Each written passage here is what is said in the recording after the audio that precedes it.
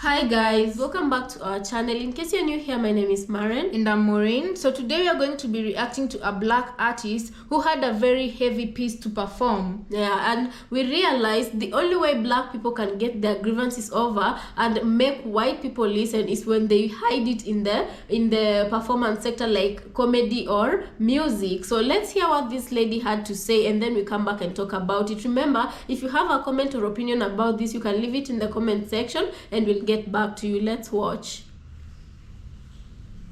This poem is inspired by a Facebook post where I asked black people, if you could write a letter to white people, what would you say? Dear white people, I don't even know where to start.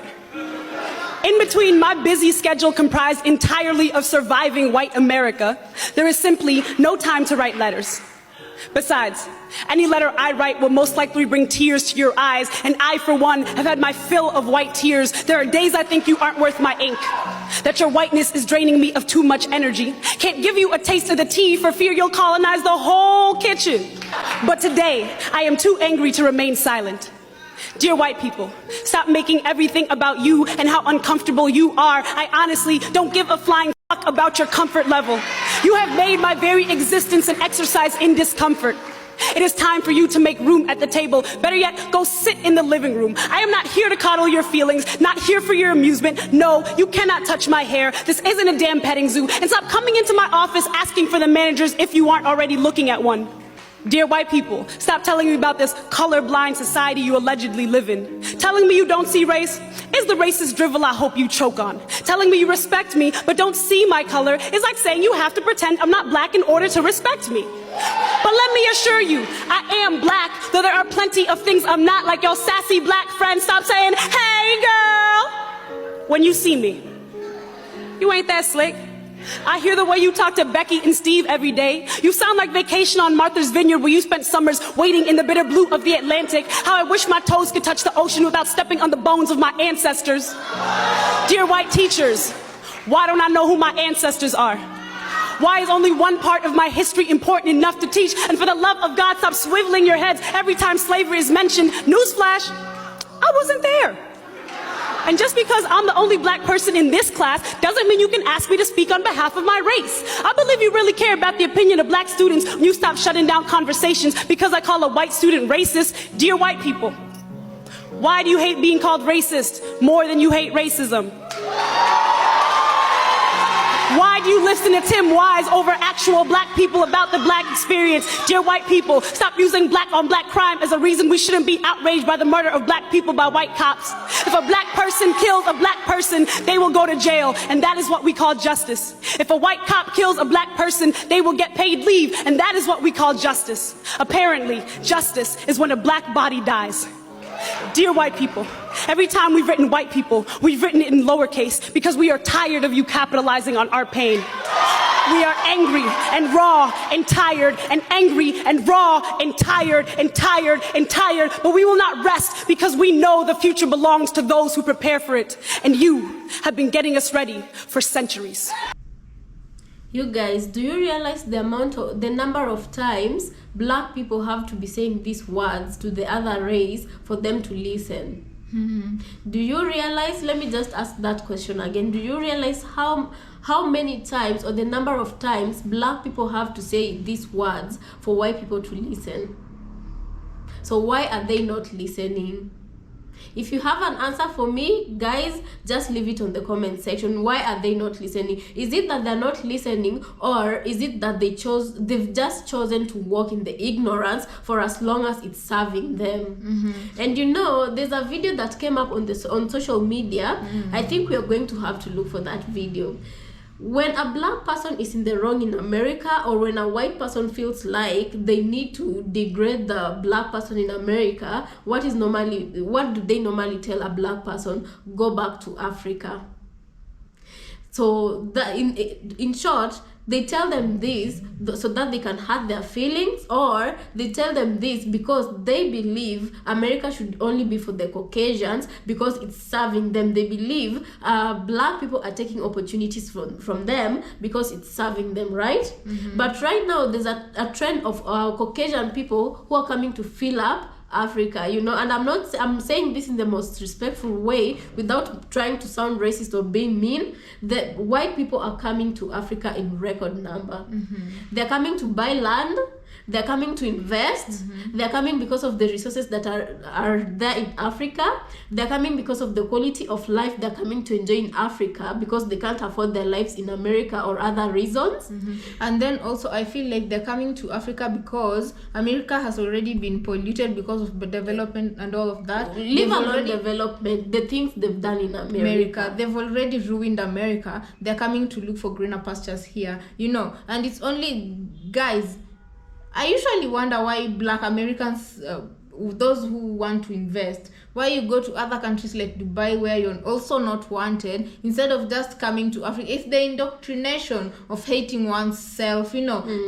They are in America telling you how kids are dying of starvation and hunger and whatnot, Yet, which to some degree might be right. Not all of Africa is like that, yeah? Just little parts of Africa. Yet they're the very same white people who fill up planes that are destined to come to Africa. They fill up the whole planes. So they keep you blind in America while they come to grab opportunities in Africa. Meant for you. Another video I've seen on the social media is of a white man now claiming that Black people in Africa are not the indigenous people of Africa. He claims that white people originally belong in Africa and Black Africans and are just settlers in Africa. And we were the minority in the beginning times. We were the minority people group in Africa, and white people. Why are they starting to preach this gospel? Because if they preach it well enough, generations to come of Africans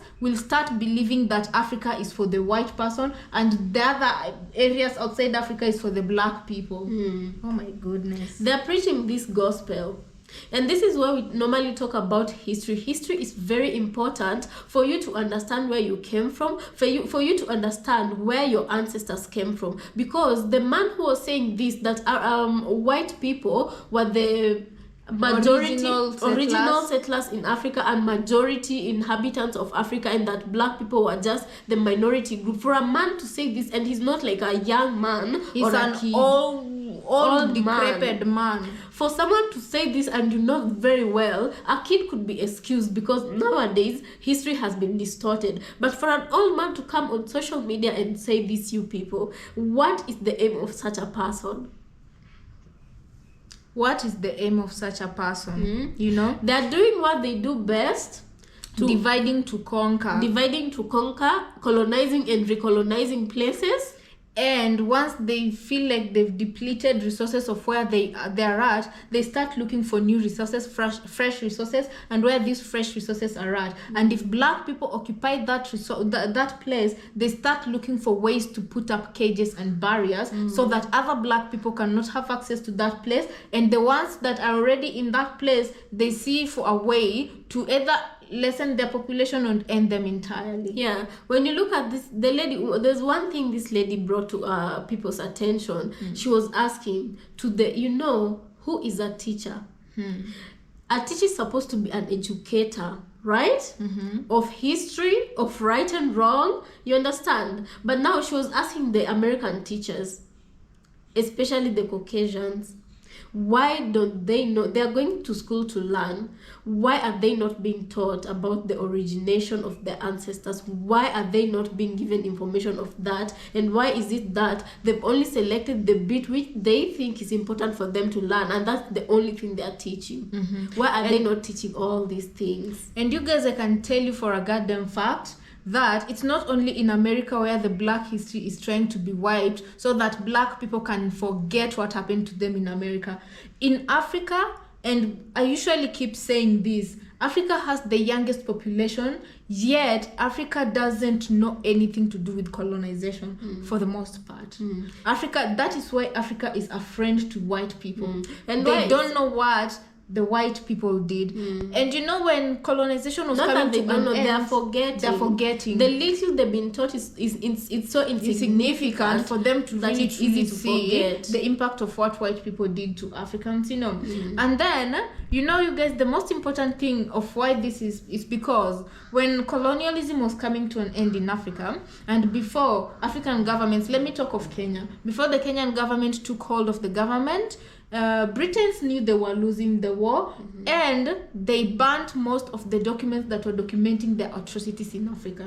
You know, they burnt most of the history of what they did in Africa. Yeah, and here is where we leave it to our audience and anybody who's watching our videos, because it starts from somewhere, you understand? So this is where we say you don't expect your children, you don't rely on schools to teach your children everything. Those that you can, do it yourself.